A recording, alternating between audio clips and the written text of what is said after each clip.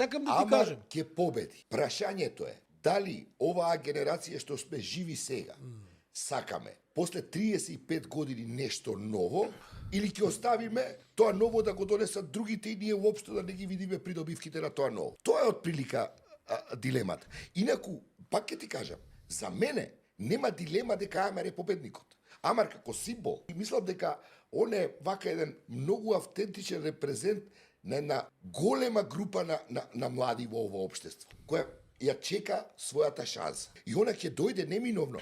Така што ова цинициве нема шанси, све, ништо не се менува, ова све. Тоа е една таква патетична, таков патетичен став. Си небитен човече во историјата. Прашањето е дали сакаш да учествуваш во неја или не. Тоа треба да си го одговориш. Она уопште не е гајле на историјата за тебе. СДС и ВМРО по мене, они немаат тој начин на функционирање, тие модели на организирање на политичка партија. Готово, тоа е пред крах.